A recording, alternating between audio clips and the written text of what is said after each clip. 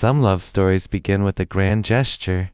For Emeka, it started with a simple glance at a community celebration. He saw Ada laughing with her friends, and something about her smile caught his attention. He walked over and asked, "Excuse me, do you know how to dance?" Ada smiled. "Why? Are you looking for a dance partner?" "No," he replied. "I'm looking for a wife." She laughed, thinking he was joking, but Emeka wasn't.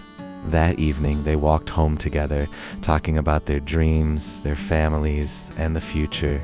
Before long, their conversations became longer. Their visits became frequent, and love quietly found its way into their hearts. One evening, Emeka asked, "Ada, will you build a life with me?" She said yes, but made him promise one thing. "No matter how difficult life becomes, don't stop being my friend." "I promise," he said. They married with little money, but with plenty of love and hope. They built a home, raised children, faced financial struggles, celebrated victories, and stood beside each other through difficult times. Years passed. Their children grew, their hair turned gray, and their youthful days became beautiful memories.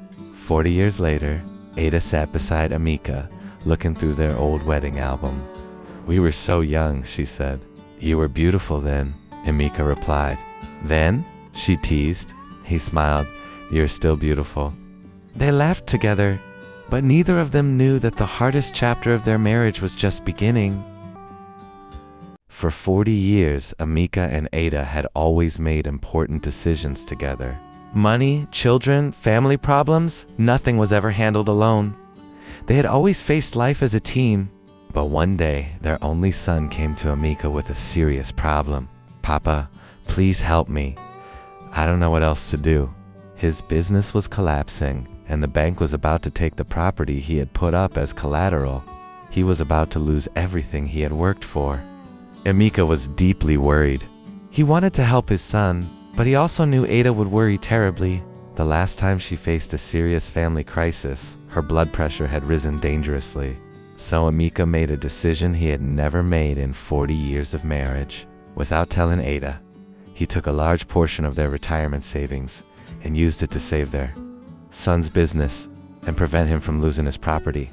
Emeka promised himself he would explain everything once the crisis was over. But Ada discovered the truth first.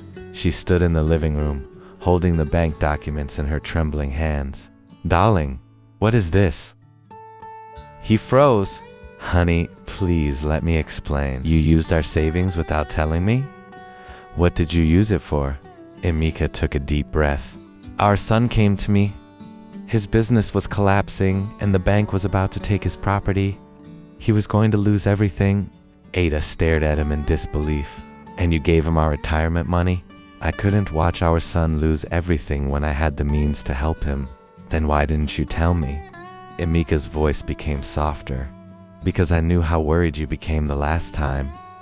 Your blood pressure went up, and I was terrified something would happen to you. I thought I could solve it quietly and spare you the worry." Ada's eyes filled with tears. "I know you were trying to protect me, darling, but I'm your wife, not a child. You should have let me stand beside you. I was afraid something would happen to you because of me, and now you've made me feel like I don't belong in my own marriage." She walked away. For the first time in 40 years, something between them cracked. The first month passed with almost no conversation. By the second month, they were living in the same house like strangers. By the third month, they had stopped asking each other how their day went. Their favorite songs no longer played. The laughter disappeared. They ate at different times and spent their evenings in separate rooms. Yet every night, Ada secretly looked at their old wedding photograph. Neither had stopped loving the other. They were simply too hurt to make the first move. And neither of them knew that one unexpected moment was about to bring their 40-year love story back to life. 3 months had passed since Emeka and Ada stopped speaking like husband and wife. They still lived under the same roof, but the warmth that once filled their home was gone. Then one morning, Ada woke up feeling weak. She sat quietly on the sitting room, staring at the wedding photograph. For the first time, She allowed herself to ask a painful question. Is being right or wrong worth losing 40 years of love? Beside her, Emeka was asking himself the same thing. That evening, Emeka did something he hadn't done in months. He walked their room. She looked up. For a moment, neither spoke. Then Emeka said softly, "Darling, I'm sorry." "I know you were trying to protect me," she said. "But you hurt me because you forgot that protecting me didn't mean making decisions without me." Emeka nodded. "You're right." He grabbed her hands. "I thought I was protecting your health, but I didn't realize I was hurting your heart."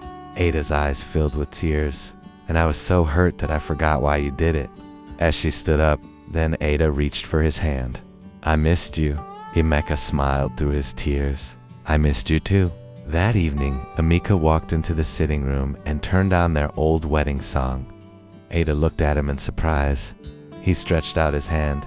"Madame, may I have this dance?" She laughed softly through her tears. "After making me angry for 3 months?" Emeka smiled. "I'll spend the rest of my life making it up to you." She took his hand. Slowly, they began to dance. For a moment, they weren't two old people who had spent 3 months apart. They were the young couple who had once danced without worrying about tomorrow. We still have fun like newlywed? Yes, honey, as it should be. The dance wasn't perfect. Their steps were slow. Their bodies had grown old, but their love was still there. They had been married for 40 years, but they finally understood something they should have known from the beginning. Love isn't about never hurting each other. It's about being humble enough to apologize, wise enough to forgive, and strong enough to choose each other again. Emeka looked at Ada. "If I had to live my life again." Ada smiled. "I know. You'd still choose me." He squeezed her hand. "No, I'd choose you sooner." They both laughed, and as they continued dancing, Ada rested her head on his shoulder, because the most beautiful love stories aren't the ones without storms. They're the ones where two people find their way back to each other,